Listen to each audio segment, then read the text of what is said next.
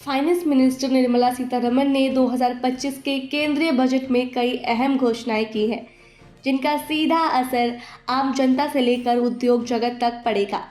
इस बजट में मध्यम वर्ग, किसानों, महिलाओं और स्टार्टअप्स को लेकर कई बड़े ऐलान किए गए हैं। सबसे बड़ी राहत मध्यम वर्ग को मिली है, क्योंकि अब 12 लाख रुपए तक की कमाई पर कोई भी टैक्स नहीं लगेगा।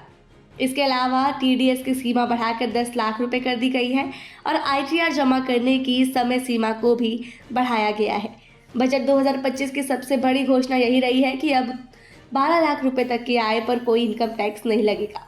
इससे देश के लाखों करदाताओं को बड़ी राहत मिलेगी। पहले ये सीमा 7 लाख रुपए तक थी, जिसे अब बढ़ाकर 12 लाख रुपए तक कर दिया गया है। सरकार ने टैक्स स्लैब में भी बदलाव किए हैं और 7 टैरिफ रेट हटाकर अब केवल 8 टैरिफ रेट लागू किए जाएंगे। सीनियर सिटीजन्स के लिए भी बजट में राहत दी गई है। उनके लिए ब्याज पर छूट की सीमा 50,000 से बढ़कर 1 लाख रुपए तक कर दी गई है। इसका मतलब ये हुआ कि वरिष्ठ नागरिक अब अधिक ब्याज आय पर भी टैक्स से मुक्त रहेंगे। बजट में स्वास्थ्य क्षेत्र के लिए भी बड़ी घोषणा की गई है।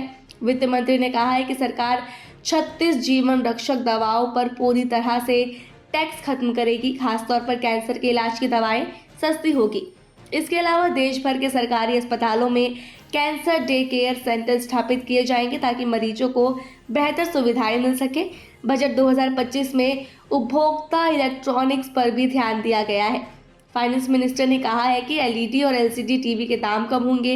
इसके अलावा लिथियम आयन बैटरियों पर टैक्स में कटौती की गई है, जिससे इलेक्ट्रिक व्हीकल्स और मोबाइल की बैटरियां भी सस्ती हो जाएंगी।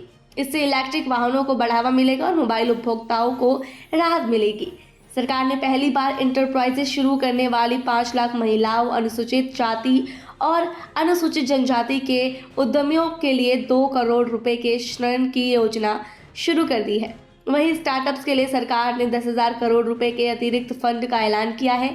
इससे नए स्टार्टअप्स को बेहतर सुविधाएं मिलेंगी और वे अपने बिजनेस को आसानी से आगे बढ़ा सकेंगे। बजट 2025 में बिहार को भी बड़ी सौगात मिली है। वित्त मंत्री ने घोषणा की है कि बिहार में ग्रीनफील्ड हवाई अड्डों की सुविधा प्रदान की जाएगी। इसके अलावा आईआईटी पटना की क्षमता को भी बढ़ाने की योजना मिली गई है। मिथिलांचल में पश्चिमी लागत नहर परियोजनाओं को भी इसमें शामिल किया गया है। बिहार के किसानों के लिए एक बड़ी खुशखबरी ये है कि मखाना के उत्पादन, प्रसंस्करण, मूल्य संवर्धन और विपणन में सुधार के लिए बिहार में मखाना बोर्ड की स्थापना की जाएगी। इससे बिहार के किसानों को आर्थिक लाभ मिलेगा और मखाना उत्पादन में बढ़ोतरी होगी। बजट में किसानों को भी राहत दी गई है। वित्त मंत्री ने प्रधानमंत्री धन योजना का ऐलान किया, जिसमें 1.7 करोड़ किसानों को सीधा लाभ मिलेगा। साथ ही किसान क्रेडिट कार्ड की लिमिट को 3 लाख से बढ़ाकर 5 लाख रुपए कर दिया गया है। बजट भाषण में वित्त मंत्री ने कहा है कि सरकार ग्रामीण भारत में रोजगार के अवसर बढ़ने के जोर दे रही है। अगले 5 साल विकास के लिए महत्वपूर्ण है और सरकार इस दौरान खाद्य क्षेत्र में आत्मनिर्भरता लाने पर भी ध्यान देगी। दलहन उत्पादन को बढ़ाने के लिए भी विशेष योजनाएं लाई जाएंगी। जहां बजट 2025 को लेकर आम जनता और उद्योग जगत में खुशी की लहर है, वहीं विपक्ष ने इसे लेकर नाराजगी भी जाहिर की है।